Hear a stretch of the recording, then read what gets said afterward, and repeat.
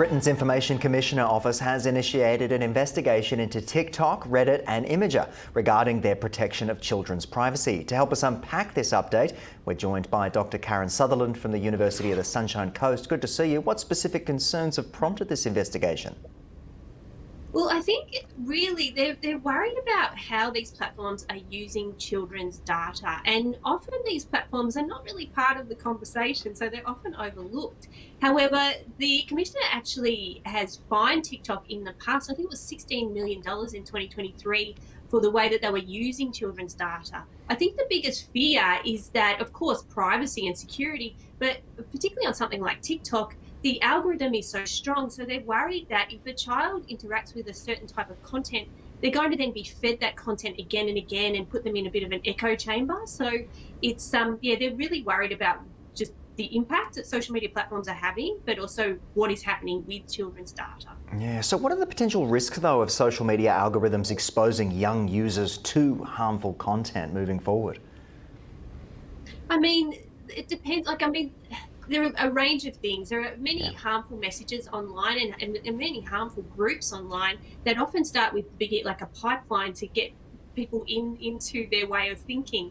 And so they often will create content to target children to get them into that pipeline, and then when the child actually interacts with that, they'll keep being fed that, and they'll be sort of gradually brought into that ideology, and it can be quite harmful ideologies at that. But then also, what are they doing with the data, these platforms, with underage kids? Like, what are they doing with that data? Are they selling it to advertisers? There's all sorts of ways that it can be used in a negative way. Yeah, but so how have fines in the past and these regulatory actions influenced TikTok's approach to data privacy, just as one example?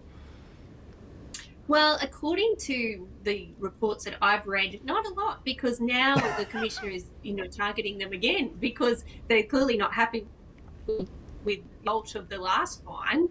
So they're into it again. And it's sort of interesting because, targeting younger people is very concerning. So much so, the Australian government has, remember, put out that initiative to try and ban social media for people under 16. We haven't heard a lot of that lately leading up to the election, but it'll be interesting to see what comes of that and if they can actually do that. Yeah, and interestingly, I think YouTube was actually, not included in that ban of under 16s, but it's a discussion for another time. Moving ahead now, and Apple is set to launch iOS 18.4 next month, featuring some exciting AI-powered updates. Take us through a little bit about some of the key things we're expecting to see moving forward.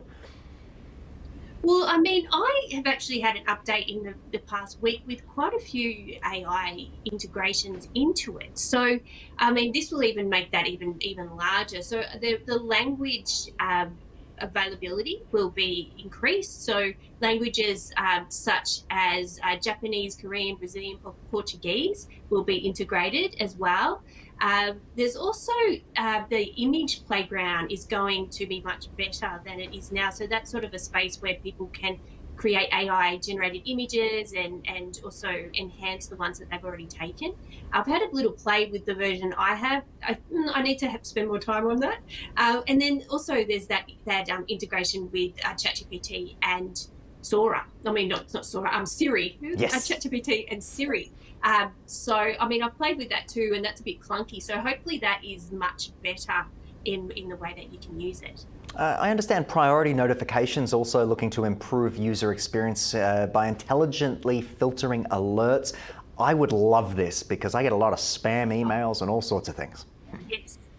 That would be amazing, wouldn't it? And imagine even getting to the point where it knows you so well, it knows what it needs to put in your calendar, and it needs to, it knows your routine. That would be absolutely amazing.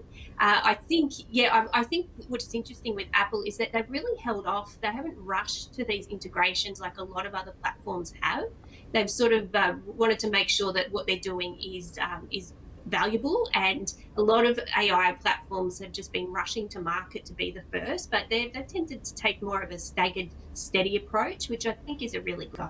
Yeah, the question remains though, will it be enough to, take people to move from Android to Apple or just pick up the next version, do you think? It was the Genmoji thing. I just don't think that was enough for people to get excited about. But I think it's exciting that they're starting to actually integrate it in more.